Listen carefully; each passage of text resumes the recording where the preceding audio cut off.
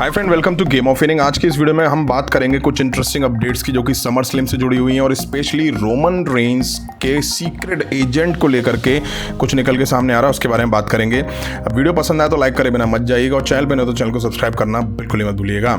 शुरुआत कर लेते हैं कॉडी रूड्स और बैले के न्यू टाइटल डिजाइन के बारे में। ज़ेरो न्यूज ने एक रिपोर्ट में कहा है कि early report but a new WWE undisputed and WWE women's design to debut soon.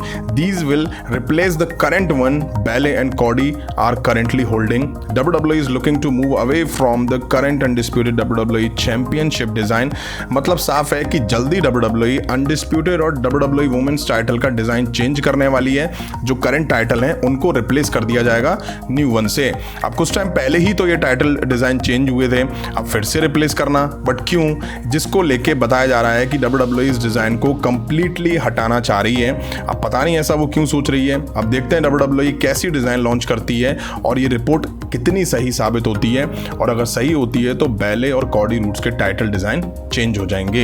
Next बात कर लेते हैं फिन बैलर के डीमन किंग के बारे में। बैलर ने ये एडमिट करा है कि WWE ने पिछले कुछ सालों से डीमन बैलर के कैरेक्टर को अच्छे से हैंडल नहीं करा है, उनका मतलब अच्छे से एग्जीक्यूट नहीं करा गया है। वहीं आपको बता दूं ऑलमोस्ट 5 साल हो गए हैं तब से डीमन बैलर को जीत भी नहीं मिली है WWE में। अब जीत तो तभी होगी जब ये पर्सोना बैलर का WWE में दिखाई भी देगा। मुझे शायद याद है तो रोमन रेंस के खिलाफ आई थिंक लास्ट टाइम दिखाई दिया था जब रोमन रेंस के अगेंस्ट हार हुई थी डीमन बैलर की। उस टाइम हार जो थी वो काफ़ी कंट्रोवर्शियल थी, क्लियर ही नहीं हुआ था कि बैलर की हार हुई क्यों है। लेकिन हाँ, मुझे जो याद है वो शायद लास्ट टाइम ही WWE में उस टाइम दिखाई दिया था डीमन किंग का जो कैरेक्टर है। अब देखते हैं आने वाले टाइम में कभी दिखाई देता है या नहीं दिखाई देता है। नेक्स्ट बात कर लेते हैं ड्रू मैकिंटायर और CM पंक के बारे में। जैसा कि इन दोनों सुपरस्टार की राइवलरी काफ़ी टाइम से WWE में दिखाई दे रही है, बट अभी तक ये दोनों एक दूसरे के खिलाफ सिंगल मैच में नहीं दिखे हैं। वहीं रिसेंट के money in the bank pay per view में Damian Priest versus Seth Rollins के मैच में जब ड्रू मैकिंटायर ने सेम नाइट कैश इन करने आए तब CM पंक ने आकर ड्रू मैकिंटायर पर अटैक करा, जिस वजह से ड्रू मैकिंटायर का कैश इन फेल हो गया। उसके साथ साथ सेथ रॉलिंस के हाथ से भी टाइटल अपॉर्चुनिटी निकल गई थी, जिसके बाद सेथ रॉलिंस ने CM पंक को भी टारगेट करा था। अब समर स्लैम पेपर व्यू आने वाला है जो कि WWE का बड़ा पेपर व्यू है, तो फैंस को उम्मीद होगी कि WWE Drew McIntyre versus CM पंक के बीच यहाँ तो मैच दिखाएगी, बट यहाँ एक ट्विस्ट आ सकता है। इनके बीच मैच तो होगा बट वो सिंगल मैच नहीं होगा। इस मैच में सेथ रॉलिंस भी ऐड हो सकते हैं। इसकी बड़ी पॉसिबिलिटीज हैं क्योंकि CM पंक सेथ रॉलिंस और ड्रू मैकिंटायर के बीच काफी टाइम से कुछ ना कुछ पकड़ा है।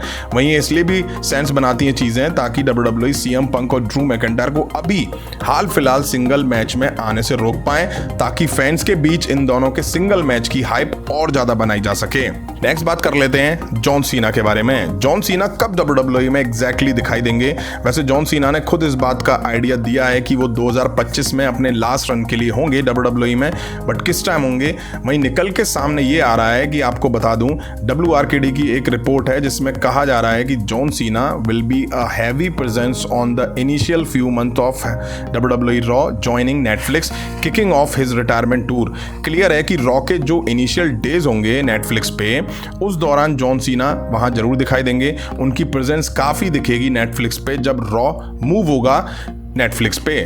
अब नेटफ्लिक्स की भी डिमांड होगी कि रॉ के डेब्यू को वहां बड़ा बनाया जा सके, स्टार्टिंग के जो रॉ के एपिसोड हैं उनको बड़ा बनाया जा सके, उस एपिसोड में काफ़ी कुछ दिखाना होगा WWE को। इस तरह की बातें नेटफ्लिक्स के साथ ऑलरेडी हो चुकी होंगी। सीना दिखेंगे तो उनकी स्टोरी लाइन या यूं कहूँ बिल्डअप दिखना शुरू हो जाएगा, और इस बहाने शायद नेटफ्लिक्स सोच रही होगी कि जॉन सीना जब दिखेंगे तो उनकी व्यूअरशिप है वो थोड़ा हाई जाएगी।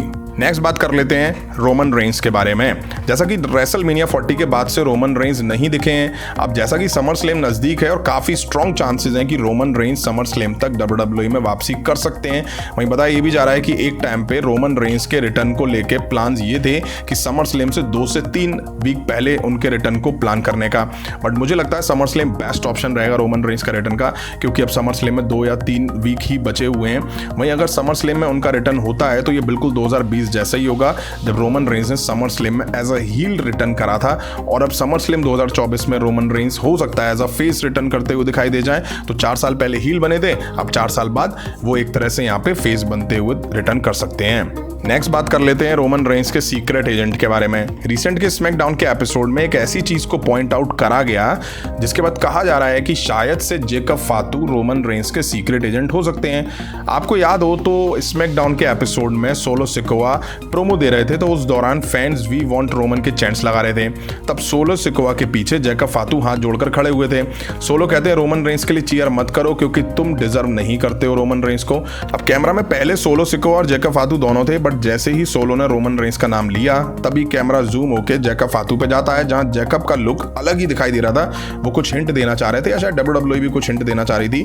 WWE में ये नॉर्मल होता है, ऐसा इससे पहले भी काफी बार हुआ है और उसके बाद जो दिखा है वो हम सबको पता है। तो क्या वाकई जेकब फातू आने वाले टाइम में सोलो सिकोआ पे टर्न कर जाएंगे? इसके पीछे बड़ी वजह ये भी है कि जब से जेकब फातू ने डेब्यू करा है उनकी फुर्ती, अटैकिंग मोड, अपोनेंट्स को बुरी तरह से तोड़ के रख देने वाली चीजें फैंस को पसंद आ रही हैं, जिसकी वजह से कहीं ना कहीं सोलो सिकोआ दबे दबे से लग रहे हैं। ये मेरा पॉइंट ऑफ व्यू है। अब अगर जेकब फातू सोलो सिकोआ की ब्लड लाइन में बने रहते हैं तो फिर सोलो सिकोआ उस तरह से नहीं दिख पाएंगे जैसे कि वो Roman Reigns as a tribal chief दिखाई देते थे। अब सोलो सिकोआ जब खुद को ट्राइबल चीफ का दावा कर रहे हैं होने का, तो उनको जेकब फातू से ऊपर ही दिखना पड़ेगा, क्योंकि जेकब फातू पूरी तरह से लैमलाइट ले जा रहे हैं और सब कुछ अपने ऊपर उन्होंने शिफ्ट कर लिया है। तो may be Jacob फातू Roman Reigns के एजेंट हो सकते हैं। अगर ऐसा होता है तो फिर रोमन रेंस जेकब फातू एक बेबी फेस नहीं लगेंगे, वो फिर हील के तौर पर दिखाई देंगे, या यूं कहूं ना वो हील होंगे ना वो बेबी फेस होंगे। तो फ्रेंड, ये थी WWE से जुड़ी कुछ इंटरेस्टिंग अपडेट्स। वीडियो अगर यहां तक देखी और लाइक नहीं करी तो लाइक करें, चैनल पर न हो तो चैनल को सब्सक्राइब करें। मिलता हूं जल्दी नेक्स्ट वीडियो में। Thank you.